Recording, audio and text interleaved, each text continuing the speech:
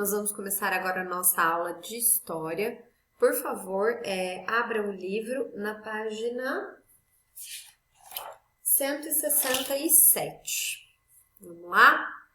Bom, como a tia Marília disse para vocês na última aula de História, hoje a gente ia começar a estudar um pouquinho sobre como foram as grandes navegações. Então, vamos seguir a leitura com muita atenção, tá bom? As grandes navegações. Portugal foi o país pioneiro. Pioneiro é quem começou com isso, é quem foram os primeiros povos a fazer isso, tá bom? Então, Portugal foi o país pioneiro no transporte marítimo de longas distâncias, seguido da Espanha nos séculos XV e XVI. Nesse período, navegadores dos dois países se lançaram ao mar e conseguiram chegar a lugares até então desconhecidos pelos povos europeus. As navegações marítimas despertaram o interesse de muitas pessoas, cada uma com seus motivos. Os comerciantes, por exemplo, buscavam novos lugares para comprar e vender suas mercadorias.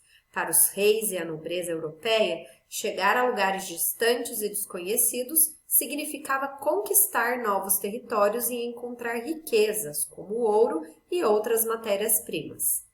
Em busca de riquezas e de melhores condições de vida, iam navegadores e marinheiros.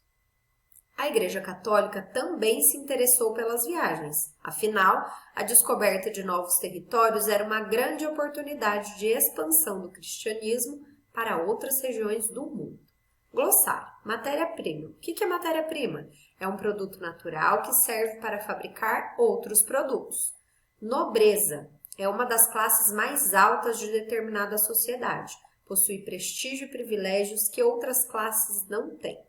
E pioneiro é que está entre os primeiros a fazer algo ou a chegar a algum lugar. Continuando a nossa leitura. Quais teriam sido os motivos que levaram os portugueses a saírem na frente e se lançarem pelo Oceano Atlântico, um mar pouco conhecido para eles naquela época? O que vocês acham? Vamos continuar a leitura, página 168.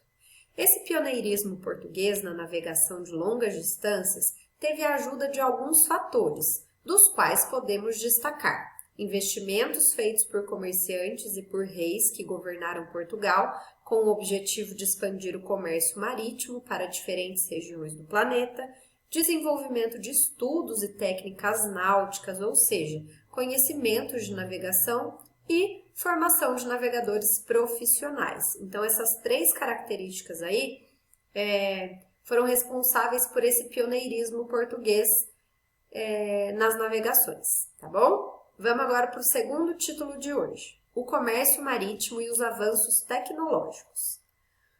Como vimos, um dos motivos que ajudou os portugueses nas navegações de longa distância foi o investimento em tecnologias náuticas. Isso incluía desenvolver ou aperfeiçoar instrumentos de orientação marítima, como o astrolábio, a bússola, o quadrante e cartas marítimas, além do uso das caravelas para navegar em alto mar. Lembra que você já estudou esses instrumentos no caderno 1? Lembram, gente, que nós já vimos sobre o astrolábio, a bússola, as cartas marítimas? Tudo isso nós já estudamos lá no início do ano. Aqui, nós vamos retomar alguns desses instrumentos. Observe ao lado a representação de uma caravela portuguesa, que é esse barquinho que está mostrando aqui do lado. Com esse tipo de embarcação, as viagens se tornaram mais seguras e rápidas. Essa é a representação de uma caravela que foi pintada em um azulejo português. É do século XV, tá, gente? Essa pintura. Bom, vamos lá para uma curiosidade. Você sabia? Ainda que fosse um transporte rápido, as primeiras embarcações marítimas, como as caravelas e as naus, não atingiam a velocidade do transporte de hoje em dia. As viagens podiam demorar semanas ou até meses. Os tripulantes enfrentavam problemas como falta de água, fome, doenças ou até mesmo mortes provocadas pela falta de higiene ou de recursos disponíveis nas embarcações. Era comum a infestação de ratos e baratas que ajudavam a propagar as doenças, assim como os alojamentos abafados pelo calor e úmidos pela entrada de água do mar. Então, essas embarcações apesar de modernas para a época, elas eram bem precárias, tendo em vista as condições que nós temos hoje em dia, né? Elas não eram tão rápidas quanto as embarcações que nós conhecemos e as pessoas que estavam embarcadas sofriam com diversos problemas, falta de água, falta de alimento, propagação de doenças, más condições de higiene, infestação de barata, de rato, como vocês viram aí na nossa curiosidade. Então, os problemas eram muitos. Vamos agora para a nossa página 169.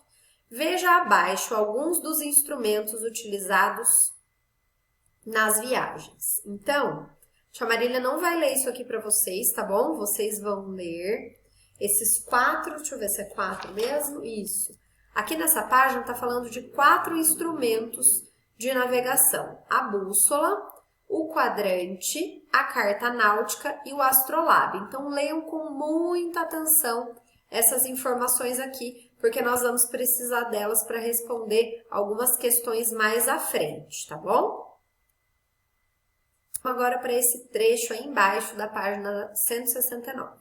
Os avanços tecnológicos do período das grandes navegações não diminuíam o medo das viagens de longa distância, já que era comum que muitas embarcações naufragassem ou se perdessem em alto mar. Então, apesar de naquela época serem consideradas navegações muito bem desenvolvidas, as pessoas tinham muito medo, porque naufrágios eram muito comuns naquela época. Bom, vamos lá, gente. Próxima página, página 170. Leia a letra da canção a seguir. Então, vamos lá. Porto calmo de abrigo, de um futuro maior, ainda não está perdido, no presente temor. Quando avistei ao longe o mar, ali fiquei parado a olhar. Sim, eu canto à vontade, canto o teu despertar, e abraçando a saudade, canto o tempo a passar. Quando avistei ao longe o mar, ali fiquei parado a olhar. Quando avistei ao longe o mar, sem querer deixei-me ali ficar. Bom, essa canção é de Pedro Magalhães, se chama Ao Longe o Mar. E ela tá aqui como 1994, mas provavelmente é uma adaptação, tá? Vamos observar essa imagem, gente? Chama Memorial dos Descobrimentos em Lisboa. Lisboa é a capital de Portugal. A foto é de 2017. É um monumento em homenagem aos descobrimentos.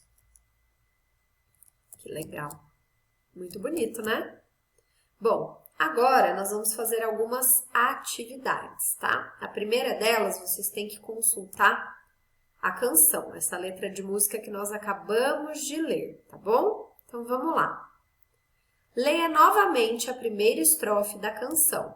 Nela, o autor apresenta 2 situações importantes das grandes navegações: o temor, ou seja, o medo, e a expectativa em relação ao futuro. Sobre essas situações, explique. Letrinha A. De acordo com o poema e com o que você estudou até aqui, quais eram as expectativas dos navegantes em relação ao futuro ao se lançarem ao mar? Então, no texto que a gente leu, lá na página 168, certo? Até na 167, tá falando quais eram as expectativas dos navegantes em relação ao futuro deles. Por que eles iam para o mar tentar descobrir um lugar novo? Qual era o objetivo desses navegantes para fazer isso? Tá bom? Letrinha B.